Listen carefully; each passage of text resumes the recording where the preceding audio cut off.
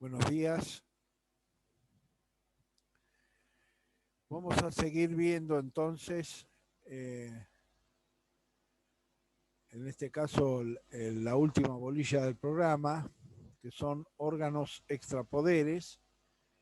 Hicimos en la clase última una introducción respecto a esta categoría, que es autonomía funcional y autarquía administrativa como definición constitucional de los órganos extrapoderes. Analizamos su origen en la posición de Germán Vidal Campos respecto al vicepresidente de la República como un funcionario que es elegido dentro del binomio presidencial, pero que si no sustituye al presidente de la República, ejerce la presidencia del Senado Nacional, es decir, está en el poder legislativo. Y esta figura de extrapoderes, digamos, se incrementó principalmente en la definición del Ministerio Público Fiscal y de la Defensa, en el Defensor del Pueblo de la Nación y en la Auditoría General de la Nación. En la clase de hoy nos vamos a detener en el análisis del Ministerio Público. El Ministerio Público carecía de una presencia constitucional anterior a la reforma de 1994, pero sí estaba sujeto, digamos, a regulación normativa. El artículo 120 es el que va a dar tratamiento constitucional al Ministerio Público. En principio va a definir el Ministerio Público como un órgano independiente con autonomía funcional y autarquía financiera.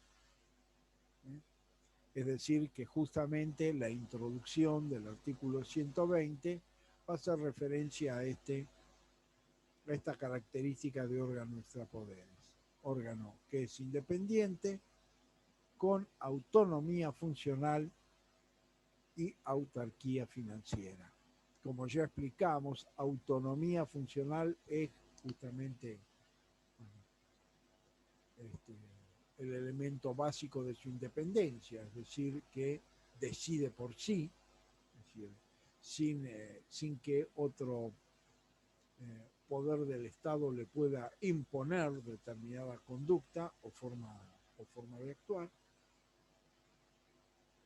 Y esto tiene que ver con la autonomía funcional, y la autarquía financiera está vinculada al hecho de que el Ministerio Público Fiscal depende inicialmente presupuestariamente de la ley de presupuesto, elaborada por el Poder Ejecutivo y aprobada por el Congreso Nacional. Es decir, que en ese sentido surge el concepto de autarquía, porque depende de la voluntad final de otros poderes, ¿no? El Ejecutivo y el Legislativo Nacional.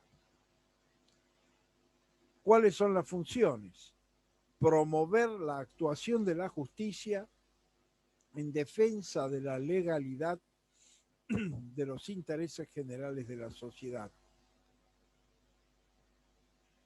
Es decir, que la función es muy genérica, la función definida por la Constitución, eso se ha señalado desde el punto de vista de la doctrina, es muy genérica, es decir, no en la medida en que promover la actuación de la justicia en defensa de la legalidad de los intereses generales de la sociedad. Es decir, lo que fija la Constitución es que es un impulsor del órgano jurisdiccional, es decir, promueve la actuación judicial por un lado, por otro lado, defiende la legalidad de los intereses generales. Es decir, que el fin fundamental es la defensa de la legalidad.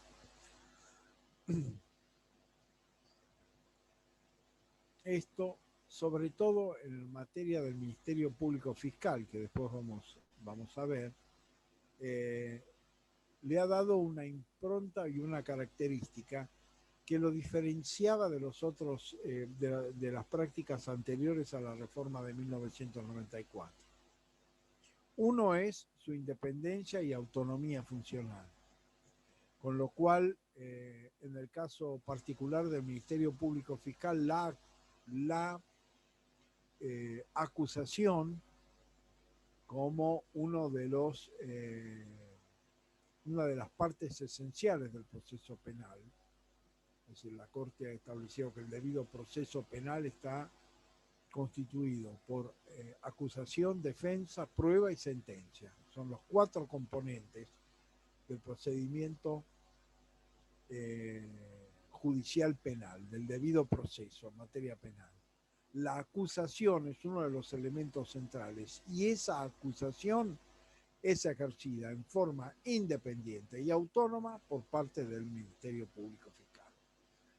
Y a partir de que su objetivo fundamental es la defensa de la legalidad de los intereses generales, si eventualmente entiende que no hay antecedentes o motivos suficientes o prueba acumulada que genere legalmente la posibilidad de acusar, puede eventualmente no hacerlo.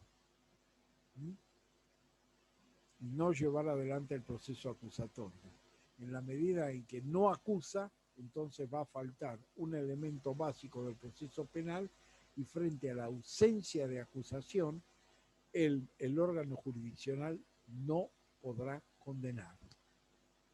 En principio, esa acusación sí se ha admitido que puede ser ejercida por el Ministerio Público Fiscal o por las querellas en el proceso penal.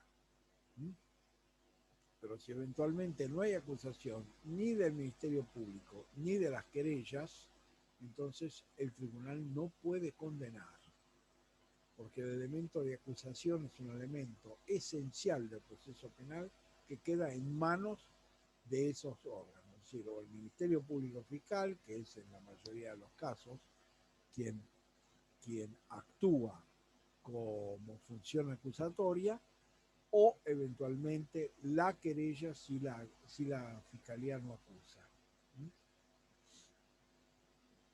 Pero si no hay acusación ni de la querella, en los casos en que esté integrada, porque la querella en materia penal es voluntaria, no es obligatoria, el Ministerio Público Fiscal interviene como parte esencial y obligatoria del proceso penal. Si no hay acusación, no hay condena. Esto, antes de la reforma de 1994, se ponía en duda. Es decir, los órganos jurisdiccionales establecían 2 criterios. Uno, la posibilidad de consulta al órgano superior del Ministerio Público Fiscal para que avale la no acusación, y en el otro caso la posibilidad de acusar de acusar y condenar aún sin acusación fiscal, por entender que el juez es el conductor o es la autoridad máxima del proceso penal. Bueno, esto a partir de la reforma de 1994, este proceder es inconstitucional. El Ministerio Público, en forma independiente y autónoma, decide si acusa o no acusa. Y si eventualmente solo participa el Ministerio Público Fiscal y no acusa, la persona no puede ser condenada por los delitos por los cuales no fue acusado, en la medida en que esa parte esencial del proceso penal queda en manos del Ministerio Público Fiscal, independiente y autónomo, tal cual lo define el artículo 120 de la Constitución Nacional.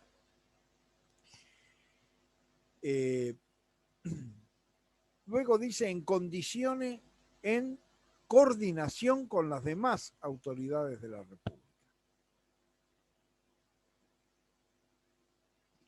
Esto establece una función de coordinación porque hay otras autoridades con capacidad acusatoria, la posibilidad de acusar o eventualmente de intervenir en los procesos penales, sobre todo determinados órganos de contralor.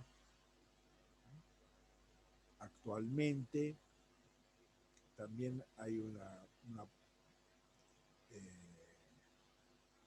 hay órganos especializados, por ejemplo, en materia de corrupción estatal, dentro del Ministerio Público, que llevan adelante esa función, pero además hay otros órganos que pueden intervenir judicialmente o tienen capacidad de acusación y de intervención procesal, y entonces lo que fundamentalmente se marca acá es que en esos casos debe actuarse de modo coordinado. Pero centralmente, y hay que tener esto en claro, la función acusatoria es propia del Ministerio Público Fiscal. Otros órganos podrán eventualmente formular denuncias y deben trabajar coordinadamente en el proceso penal que han instado con el Ministerio Público Fiscal. Entonces, el otro elemento que produce o genera o introduce la reforma es la coordinación con otros órganos que tengan esta capacidad, pero que eventualmente no formen parte del Ministerio Público, ¿no? Pero que tengan la facultad de denunciar o eventualmente intervenir en el marco de los procesos, fundamentalmente de los procesos penales, que es donde puede darse algún tipo de superposición de funciones. Entonces, en ese caso, establece la coordinación. Por lo tanto, carácter independiente, autónomo, funcional y autárquico en materia financiera es la primera de las características. La segunda es función prioritaria a la defensa de la legalidad de los intereses generales, y la tercer elemento es la coordinación con los demás autoridades de la República que eventualmente puedan intervenir o tengan facultades de intervención jurisdiccional. Ahora bien, luego una novedad importante que contiene el artículo 120 es la integración. Habla de un procurador general de la nación y un defensor general de la nación. Esto es sumamente importante porque con ese criterio, digamos, si bien se habla de un ministerio público unificado, al constituirse por un procurador general y por un defensor general, en realidad el Ministerio Público está dividido en Ministerio Público Fiscal y Ministerio Público de la Defensa en el funcionamiento concreto, a partir de que tiene dos autoridades diferenciadas. Esto es de suma importancia. ¿Por qué? Porque el Ministerio Público generalmente siempre tiene la función acusatoria y la función de defensa. Es decir, los defensores oficiales también forman parte del Ministerio Público. Los fiscales forman parte del Ministerio Público. Los asesores, por ejemplo, asesores de incapaces, ¿no?, forman parte del Ministerio Público. Ahora bien, los roles y las funciones propias de cada lugar era distinto, y por lo tanto, al haber una autoridad única hasta 1994, era el Procurador General, que es el Procurador General de la Corte Suprema de Justicia de la Nación, el titular del Ministerio Público Nacional. Y por lo tanto, la misma autoridad, es decir, la misma autoridad única, debía fijar políticas acusatorias y políticas defensistas, que eran absolutamente contradictorias, y en general la práctica institucional daba preeminencia a la función acusatoria sobre la función de defensa. Lo cierto es que la práctica institucional hacía que hubiera, digamos, una jerarquía superior a la función acusatoria y una función, digamos, más disminuida o degradada institucionalmente en la defensa pública.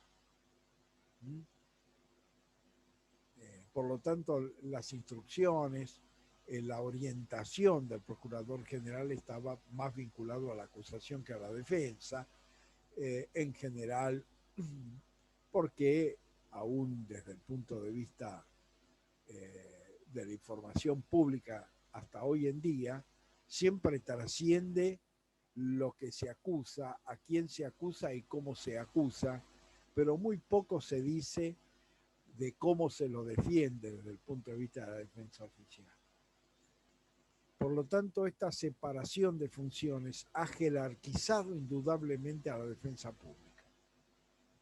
Es decir, hoy por hoy, el Ministerio Público de la Defensa elabora sus propias estrategias, elabora sus propias normas internas, elabora sus propias prácticas defensistas y por lo tanto tiene la posibilidad concreta de jerarquizar la defensa pública en el contexto del proceso y sobre todo estamos hablando del proceso penal, donde sabemos por la ley argentina, por un lado, la fiscalía ineludiblemente tiene que tener una presencia a los fines de formular o eventualmente no hacerlo, como ya expliqué, una acusación, y por el otro la defensa pública, ya que tal cual lo establece nuestra ley, todo procesado, todo imputado de la comisión de un ilícito tiene derecho a la defensa. Y cualquiera sea su condición económica o social, puede, si no designa un defensor particular, es representado por el defensor público. Con lo cual, la defensa pública también adquiere una gran importancia desde el punto de vista de la defensa de la legalidad del proceso penal. Porque no solamente participa en forma subsidiaria si la persona carece de recursos. En materia penal, si la persona imputada no designa su defensor particular, interviene el defensor público. A diferencia de lo que sucede en las otras disciplinas, como puede ser la materia civil, por ejemplo, en la cual el defensor público participa frente a la no presentación o la no respuesta, frente a la convocatoria, sobre todo de alguien cuyo es citado por edictos, porque su domicilio no ha sido ubicado, entonces se lo cita por edicto bajo apercibimiento de darle intervención al defensor oficial, que interviene y defiende aun cuando la persona citada por edictos no se presente. Pero en una contestación o una notificación de demanda, la persona en materia civil se puede mantener en rebeldía, es decir, directas, lisa y llanamente no contestar. En materia penal la rebeldía no existe, es decir que en materia no hay causa penal en rebeldía. Por eso si durante el proceso el imputado se fuga, por ejemplo, entonces debe ser previamente aprehendido para que el proceso penal continúe. Debe ser convocado efectivamente y participar efectivamente del proceso, ya sea en libertad o en prisión preventiva, pero debe participar activamente.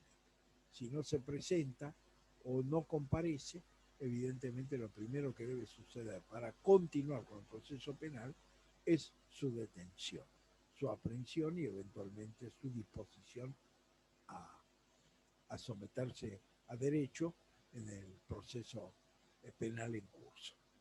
Entonces ahí la defensa pública adquiere una gran trascendencia, porque siempre hay juicio penal en la medida en que hay participación del imputado en forma personal, es decir, ha sido convocado y se ha sujeto a derecho, y no existiendo en el caso particular de la ley argentina el juzgamiento penal en rebeldía, y a su vez la defensa pública actúa en todos los casos en que el imputado no designa defensor particular, cualquiera sea su condición económica.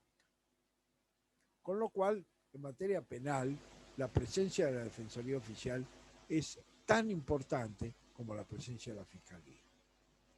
Y el hecho de que se haya distribuido en su composición de esta forma, esto ha favorecido indudablemente la política de la defensa. Además, han llegado, ahora recientemente justamente se ha resuelto el caso Prieto, un caso que hace ya muchos años atrás llevó al sistema interamericano de protección de derechos humanos la Defensoría Oficial de Mar del Plata, federal. Es decir, que aún se puede denunciar desde la Defensoría Oficial al Estado Nacional por la violación a los derechos humanos en el sistema internacional de protección. Esto, antes de la reforma de 1994, era impensable. Indudablemente no se podía analizar como una alternativa o como una posibilidad viable. Bueno, la reforma constitucional de 1994 lo ha convalidado claramente y ha establecido esta división. Y aún en los casos como nosotros tenemos en la provincia de Buenos Aires, no existe esta distinción. Existe un solo procurador general como cabeza del Ministerio Público Fiscal y de la Defensa de la provincia de Buenos Aires, pero en el funcionamiento por debajo y por decisión de esa procuración existe un responsable fiscal y también existe un responsable de la defensa, aunque no con esta estructura ni con esta jerarquía constitucional. Pero evidentemente los efectos positivos de la distinción han hecho que aún dentro de las constituciones como la provincia de Buenos Aires, que no ha incorporado este doble rol, defensa y acusación, es decir, fiscal y de la defensa, en la práctica del funcionamiento del Ministerio Público de la provincia de Buenos Aires se ha instalado en la medida de establecer responsables en una y otra rama distintos, diferentes, justamente para, vuelvo a insistir, para poder jerarquizar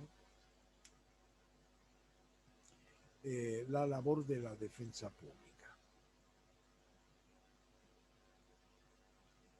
Y además de estos dos, bueno, la ley establecerá los demás componentes, es decir, si hay defensores de cámara, defensores de casación, defensores de primera instancia, los mismos fiscales de primera instancia, de cámara, de juicio, etcétera. Bueno, todo eso lo resuelve la legislación a través de la ley. Es decir, que los dos elementos, lo mismo que sucede cuando hablamos de la composición del Poder Judicial, dijimos una Corte Suprema de Justicia de la Nación y tribunales inferiores, bueno, y los tribunales inferiores quedan a la regulación legislativa, acá es procurador fiscal y titular de la defensa pública y demás componentes. Estos dos integrantes son de carácter obligatorio. Los otros son regulables por medio de la legislación, es decir, los restantes integrantes. Pero Procurador General de la Nación y Defensor General de la Nación están impuestos por la Constitución Nacional. Por último, el artículo 120 de la Constitución establece que van a gozar de las inmunidades funcionales e intangibilidad de las remuneraciones, sus miembros. Entonces, evidentemente, esto que ha producido una equiparación del Ministerio Público Fiscal como órgano independiente y autónomo a los jueces. Porque tienen las mismas inmunidades funcionales, como vemos, por ejemplo, la inmunidad de arresto, es una inmunidad de la cual cuentan los jueces, bueno, también lo cuentan los fiscales o los integrantes en general, los integrantes del Ministerio Público Fiscal y de la defensa. ¿Mm? Y la intangibilidad de las remuneraciones, que ya lo vimos como una de las garantías, ¿no es cierto?, vinculada con los jueces, establecido por la Constitución. Entonces, estas inmunidades y la intangibilidad que fija la última parte del artículo 120 es lo que ha hecho que en la práctica el Ministerio Público Fiscal sea considerado equiparado al Poder Judicial. Es por eso que algunos doctrinarios hablan de un cuarto poder, ¿no? Poder ejecutivo, poder legislativo, poder judicial y poder del Ministerio Público. En la medida en que justamente está garantizada su independencia, está garantizada su autonomía y está garantizada sus inmunidades y las inmunidades e intangibilidad salarial propia de los jueces del Poder Judicial. Así que hay una equiparación entre Poder Judicial y miembros del Ministerio Público.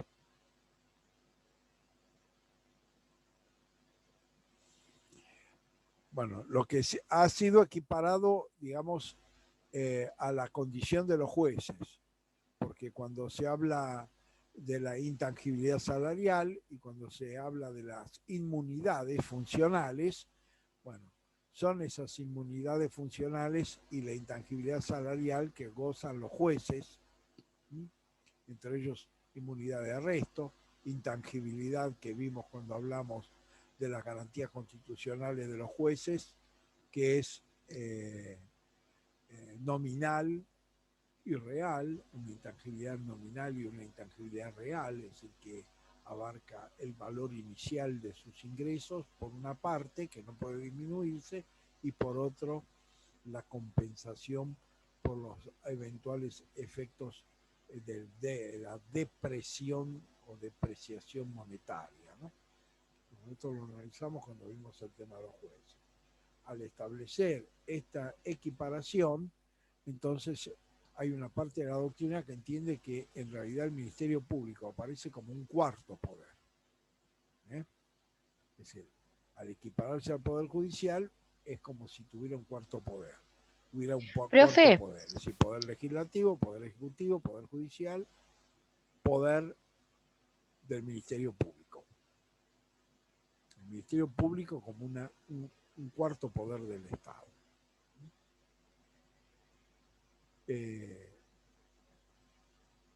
Porque hay otros modelos, como el modelo de la provincia de Buenos Aires, en que el Ministerio Público Fiscal, creo que ya lo expliqué en la clase introductoria, forma parte del Poder Judicial, pero en el ámbito de la jerarquía interna entre esos poderes está en una situación de subordinación.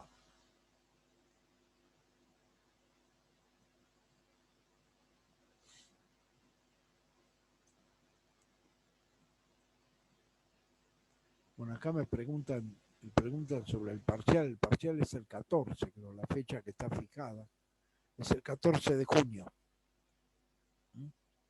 Tengo entendido que hasta ahora es así. Igualmente la fecha definitiva la fija el doctor Jiménez, ¿no? Pero por el momento la fecha del calendario es el 14 y el doctor Jiménez no me ha comunicado que esa fecha fuera modificada o se cambiara. Es decir, en última instancia, sí aclaro que no es una fecha que fija la comisión, sino que fija el titular, que es el doctor Jiménez. Bueno, entonces, estas serían las características básicas y fundamentales vinculadas con el Ministerio Público Fiscal y el Ministerio Público de la Defensa. La ley 27.148 es la ley que regula el Ministerio Público Fiscal. Esta ley establece que la misión general del Ministerio Público Fiscal de la Nación es el órgano encargado de promover la actuación de la justicia en defensa de la legalidad y los intereses generales de la sociedad. En especial, tiene por misión velar por la efectiva vigencia de la Constitución Nacional y los instrumentos internacionales de derechos humanos en los que la República es parte y procurar el acceso a la justicia de todos los habitantes.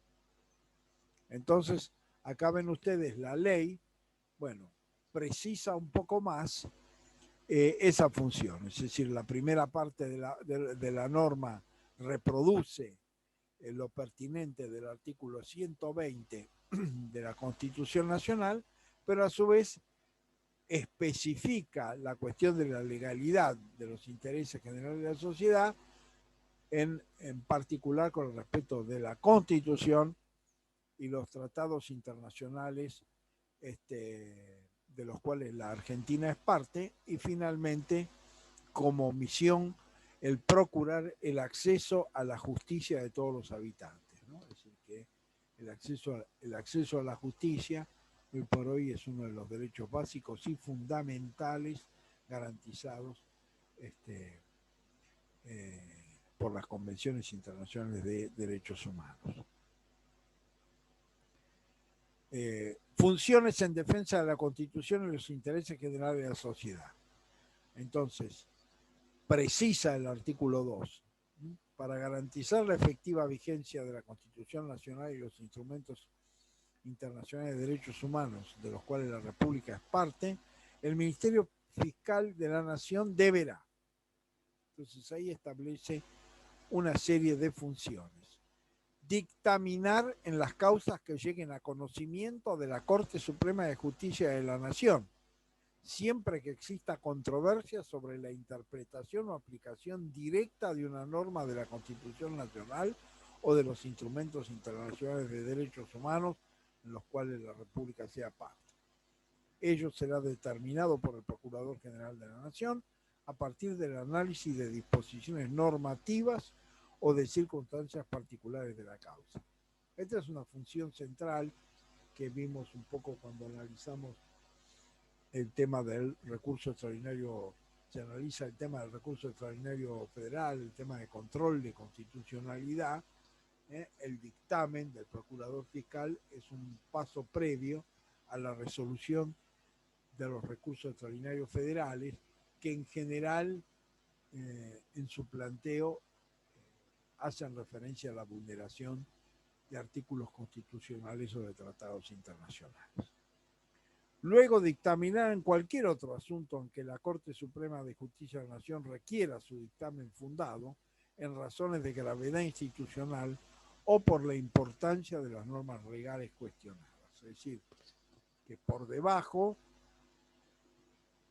de la Constitución y de los tratados internacionales, cuando la propia Corte solicita ese dictamen, por cuestiones o por razones de gravedad institucional, es decir, donde está en juego el funcionamiento de las instituciones y particularmente uno de los temas centrales de la división de poderes, y o cuando la importancia de las normas cuestionadas así lo requiere.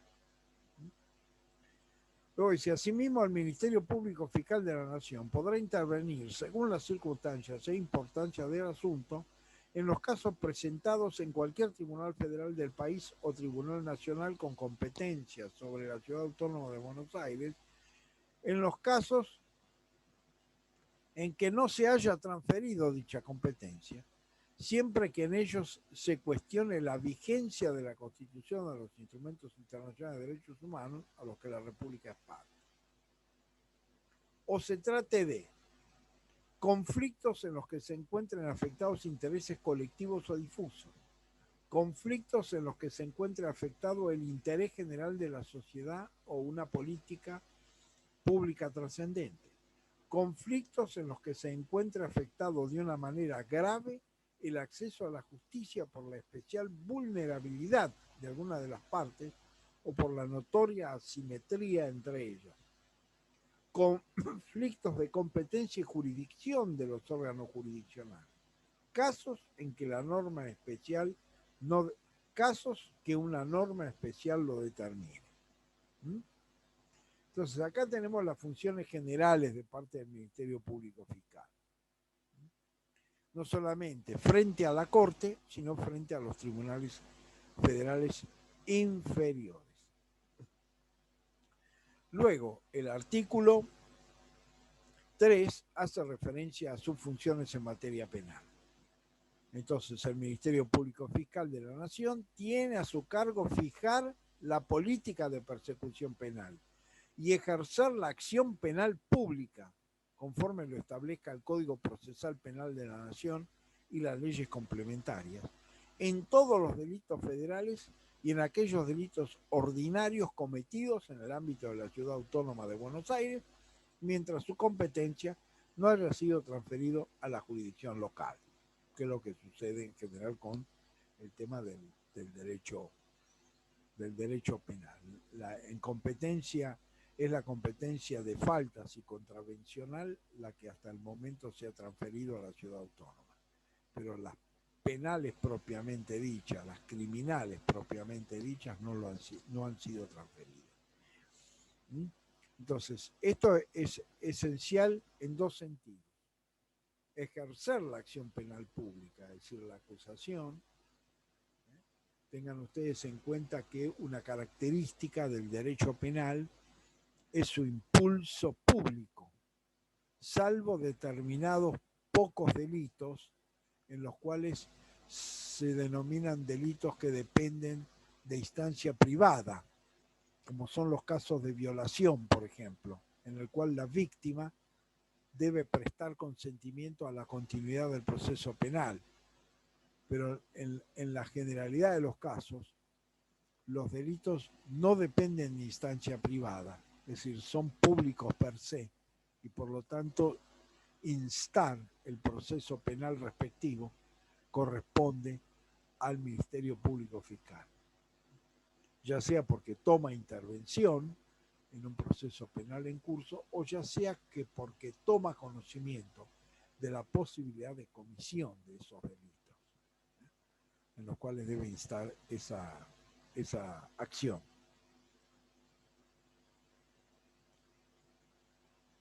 Y finalmente, interviene y gestiona en el país todos los pedidos de extradición realizados por otros estados.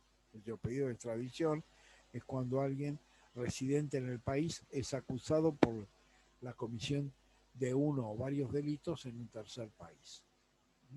Entonces, un procedimiento para someter esa persona residente en el país a la justicia de un tercer estado es a través del procedimiento de extradición, que es lo que acá se hace referencia.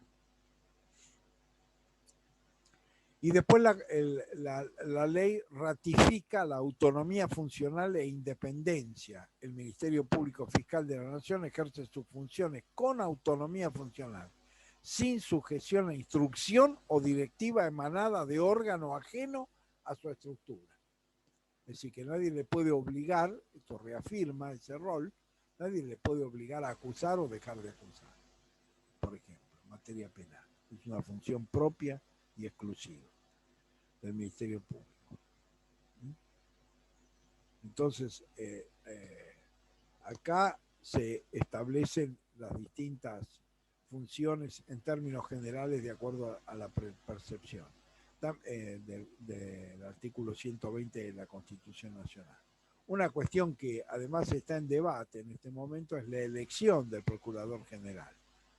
Es decir, justamente porque había una equiparación, es decir, esto era, en principio, el Procurador General tradicionalmente siempre se proponía, digamos, por el Poder Ejecutivo con acuerdo del Senado, pero el acuerdo del Senado exigía los 2/3 del total de miembros presentes, porque esta era la regla general para elegir a los miembros de la Corte Suprema de Justicia de la Nación.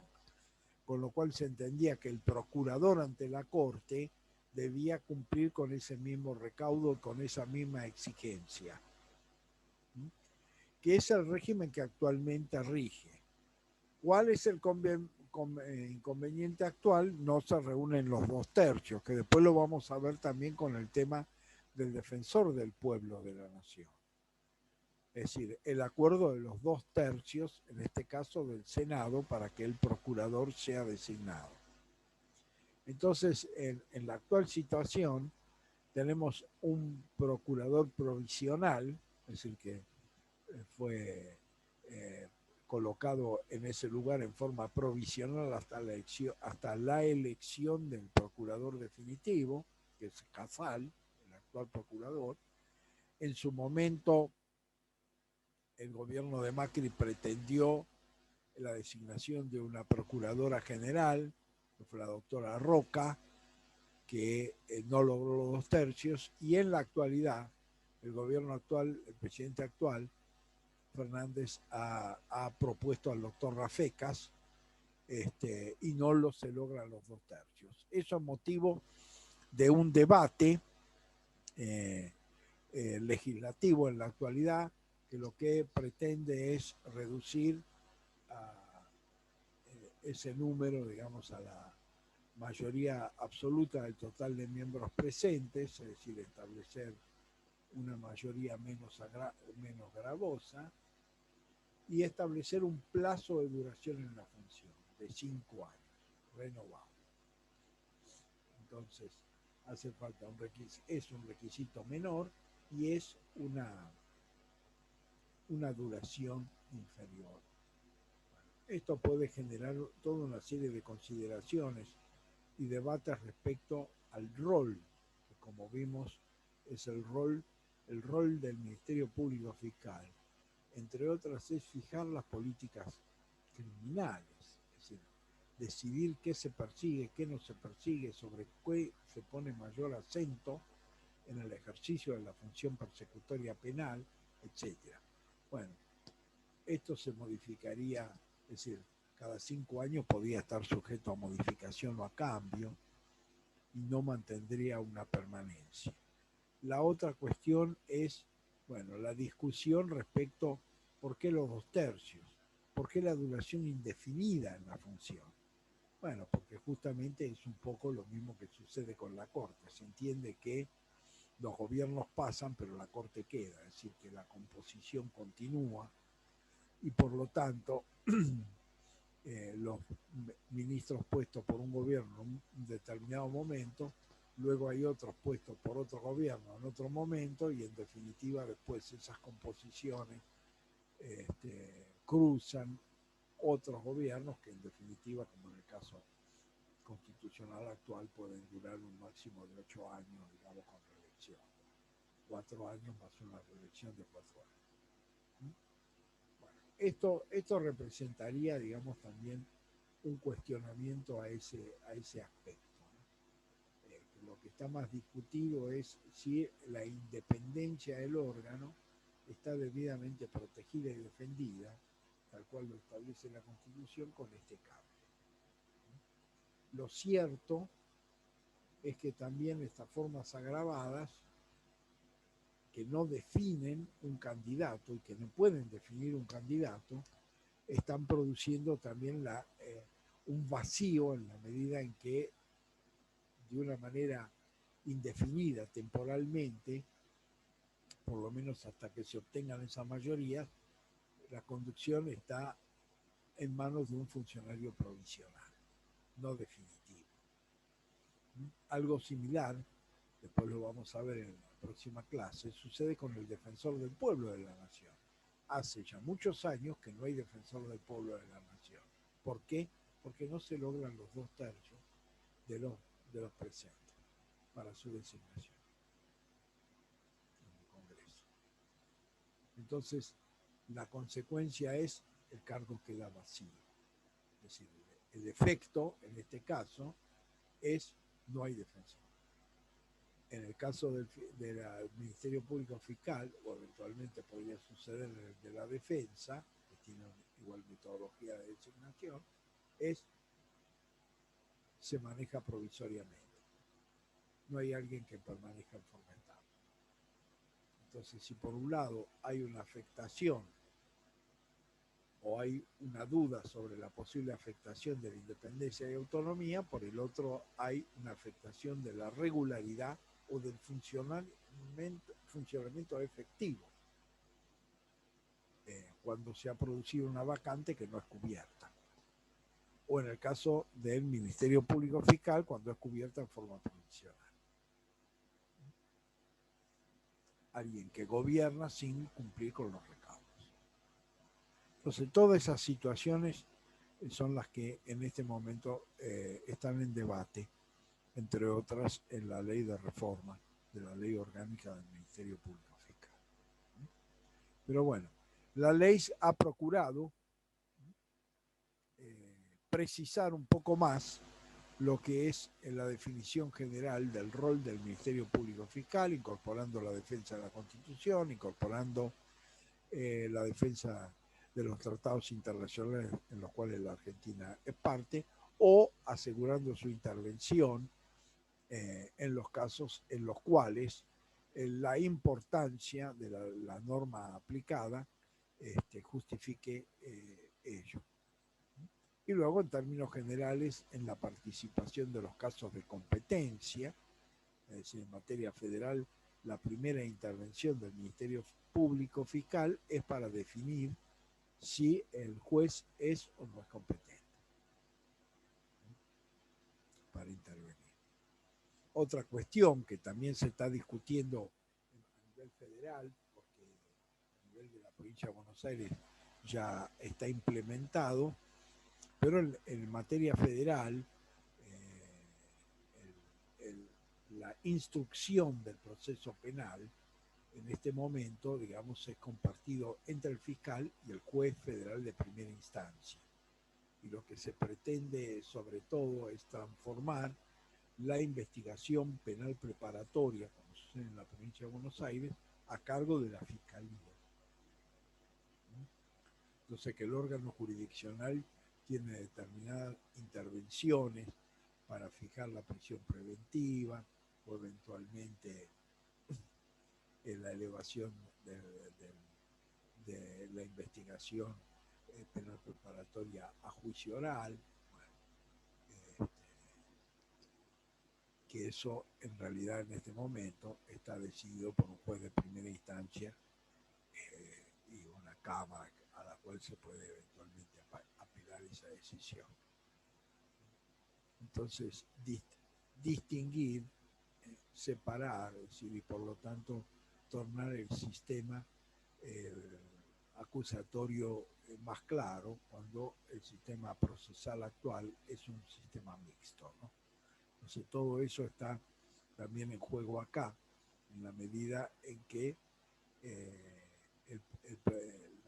la Procuración Fiscal tendría un rol propio y autónomo en el proceso de investigación penal preliminar, tal cual, digámoslo, de alguna manera lo exige el sistema acusatorio. Por otro lado, la ley 27.149 fija las funciones del Ministerio Público de la Defensa. El artículo primero define esto como el Ministerio Público de la Defensa es una institución de defensa y protección de derechos humanos que garantiza el acceso a la justicia y la asistencia jurídica integral en casos individuales y colectivos, de acuerdo a los principios, funciones y provisiones establecidas en la presente ley. Promueve toda medida tendiente a la protección y defensa de los derechos fundamentales de la persona, en especial a quienes se encuentren en situación de vulnerabilidad. Entonces acá también el ámbito, digamos, propio del Ministerio Público de la Defensa, la ley lo precisa con mucha mayor claridad, en la medida en que lo coloca como función fundamental la defensa y protección de los derechos humanos. la garantía del acceso a la justicia y la asistencia jurídica integral, tanto en casos individuales como colectivos. Entonces, acá nos estamos refiriendo además que la asistencia jurídica integral no solamente habla de la defensa oficial en materia penal, sino en otros ámbitos, porque muchas veces carecer de defensa pública en materias que no son específicamente penales también genera una dificultad de acceso a la justicia por ausencia de patrocinio legal. Entonces, acá en la defensa integral y el acceso a la justicia están muy fuertemente asociados, en la medida en que, como regla general, nuestro sistema procesal exige del patrocinio letrado para instar la acción de la justicia. Con lo cual, en la medida en que la persona no puede acceder a ese patrocinio y no existiera una defensa pública integral, se afectaría severamente el acceso a la justicia. Entonces acá son dos conceptos que están fuertemente integrados. Asistencia jurídica integral en casos individuales o colectivos,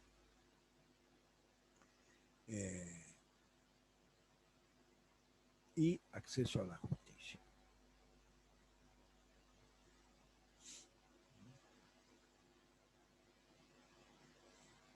Y sobre todo lo que remarca centralmente es la defensa de los derechos humanos, defensa y protección de los derechos humanos y de las libertades fundamentales de las personas. Eso ha hecho que el Ministerio Público de la Defensa recurriera en gran medida a los antecedentes del sistema internacional de protección, tanto de Naciones Unidas como de la Organización de Estados Americanos, a los fines de fijar funciones, roles y contenidos políticos de la gestión de la defensa.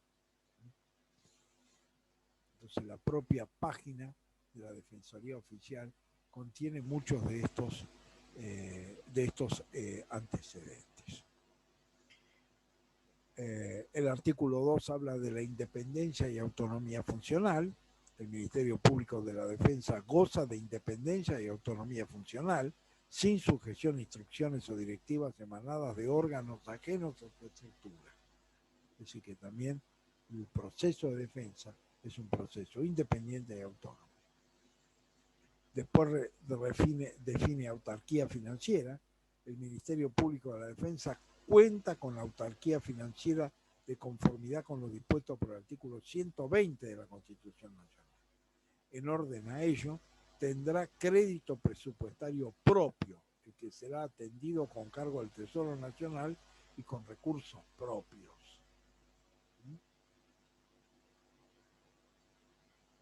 Es decir, los recursos propios pueden ser en los casos en los cuales aún la Defensoría Oficial pueda solicitar regulación de horarios. Depende de los casos. Por supuesto que si se defienden grupos vulnerables o indigentes y los honorarios quedan a cargo de esas personas indigentes o vulnerables, no se van a percibir. Pero muchas veces esa defensa puede generar, digamos, cargo de honorarios a otras partes en el proceso que sí tienen capacidad de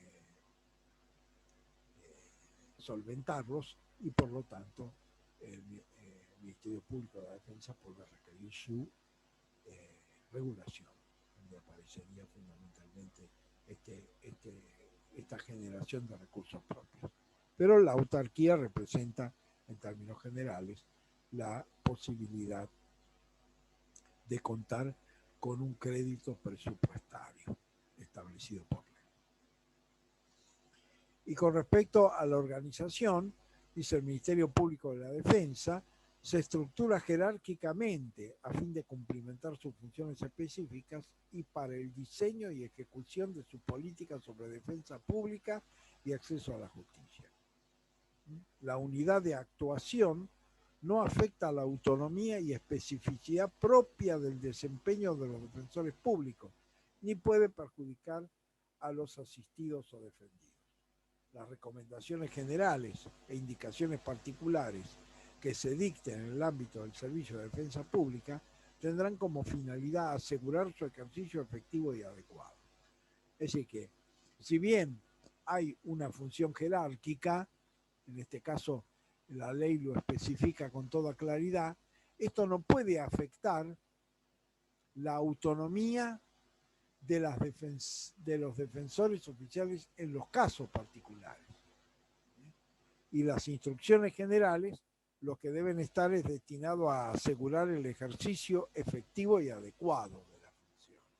Es decir, que se pueda ejercer en forma efectiva y en forma adecuada, pero esto no significa que la Defensoría Oficial o la defensora oficial, digamos la titular de la Defensoría Oficial, va a dar instrucciones respecto a cada caso concreto, cómo llevar adelante el proceso de defensa, sino que las instrucciones son generales para asegurar su efectividad y su adecuado ejercicio, aunque esto debe garantizar también la autonomía funcional de los restantes integrantes del cuerpo en el ejercicio efectivo de las defensas en los casos particulares.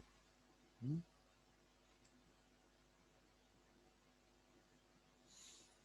Y luego, ¿cuáles serían, digamos, los deberes y garantías de gestión básica?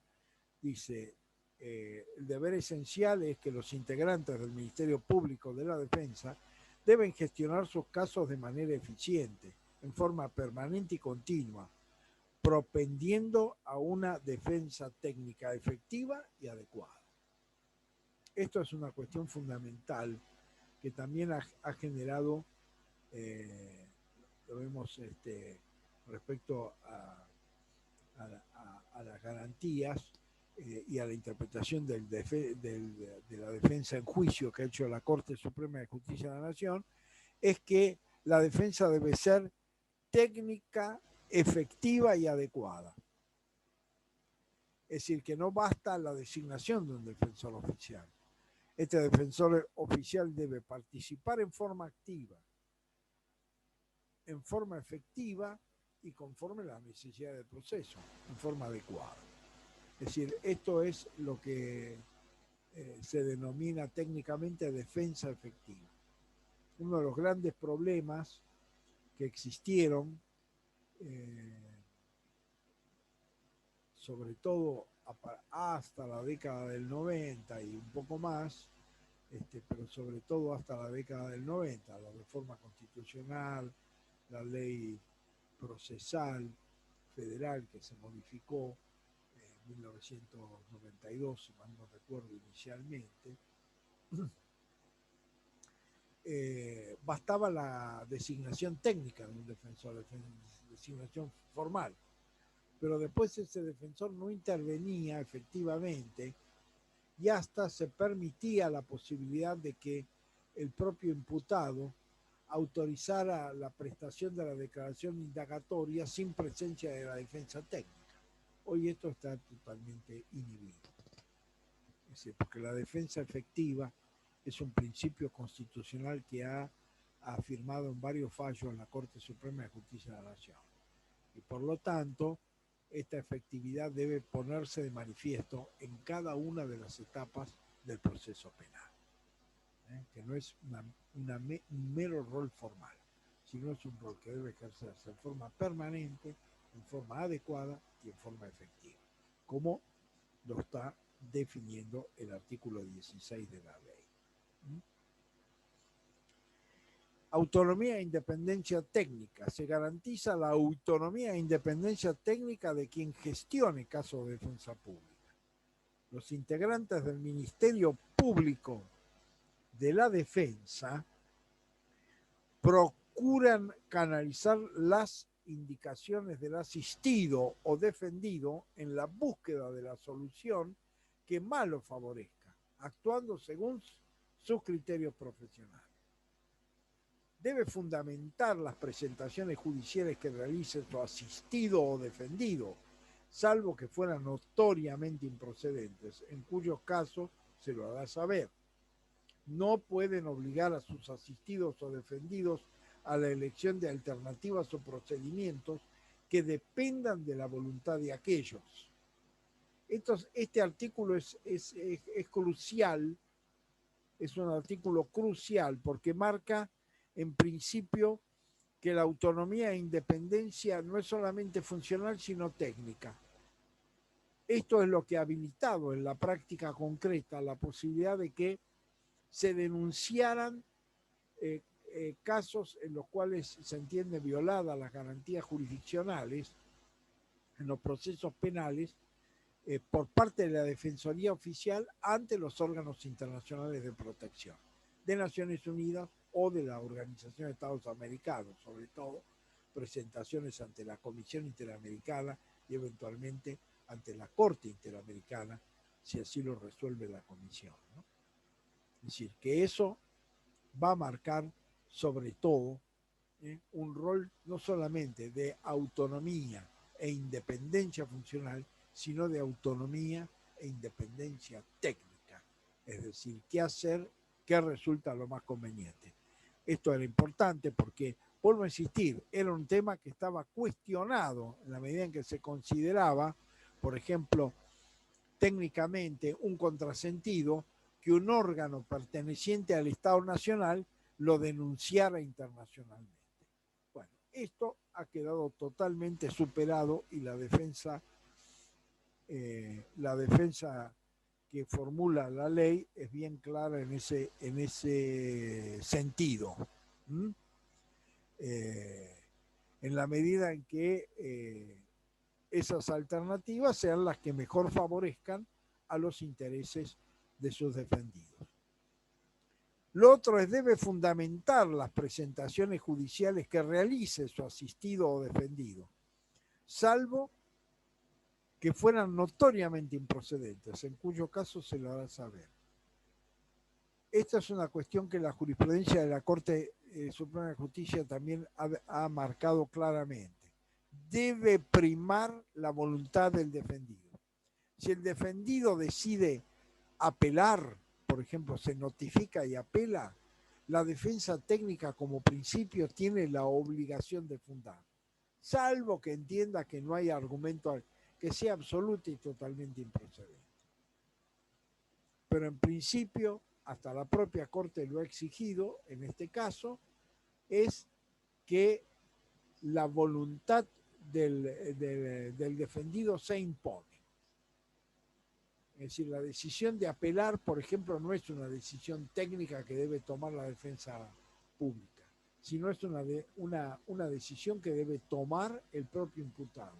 Y en la medida en que ha adoptado la decisión de apelar, la función originaria, inicial y principal es fundar esa presentación debidamente conforme a derecho, salvo situaciones muy excepcionales de notoria improcedencia. Si la cuestión es discutible, hay que fundar. Tiene que ser una cuestión de notoria improcedencia. Es decir, que el remedio que se ha intentado sea absoluta y totalmente improcedente. Después, no se puede obligar a sus asistidos o defendidos a la elección de alternativas o procedimientos que dependan de la voluntad de aquellos. Acá no solamente tiene que ver con las alternativas y procedimientos, como es, bueno, la decisión de apelar o no, es una voluntad. Pero después de la suspensión de juicio a prueba, hay distintas situaciones que se pueden dar en el proceso que dependen de la decisión del imputado. Es decir, que el imputado tiene todo el derecho a ser informado eventualmente de cuáles son las consecuencias, de cuáles son los procedimientos que se abren y las alternativas, pero en última instancia no debe primar la voluntad de la defensa técnica, debe primar la voluntad del defendido. Y en esto es una situación primordial, que el artículo 17 analiza con total y absoluta claridad, porque todas estas cuestiones, digamos, han sido abordadas por la jurisprudencia de la Corte Suprema de Justicia de la Nación. La defensa tiene que ser técnica, tiene que ser adecuada, tiene que ser efectiva. debe primar la voluntad del imputado. Por lo tanto, si por ejemplo ha habido casos en los cuales el imputado ha interpuesto lo que llama un recurso extraordinario federal in pauperis, es decir, simplemente sin fundamento, sin argumentación, lo que ha hecho la Corte es devolverlo al Tribunal Inferior a fin de que se proceda a la debida fundamentación. Entonces ahí es otra carga, la debida fundamentación. Y luego el respeto de la voluntad primordial del imputado. Todas estas cuestiones incorporadas en el artículo 17 de la ley tienen que ver con precisando de conductas que, vuelvo a insistir, ha previamente analizado la jurisprudencia de la Corte Suprema de Justicia de la Nación con respecto a la defensa. Después, con respecto a la estabilidad, dice, los magistrados del Ministerio Público de la Defensa tienen estabilidad en su empleo mientras dure su buena conducta y hasta los 75 años de edad. Los magistrados que alcancen la edad indicada en el párrafo primero quedan sujetos a la exigencia de un nuevo nombramiento precedido de igual acuerdo. Estas designaciones se efectuarán por el término de 5 años y pueden ser reiteradas mediante el mismo procedimiento.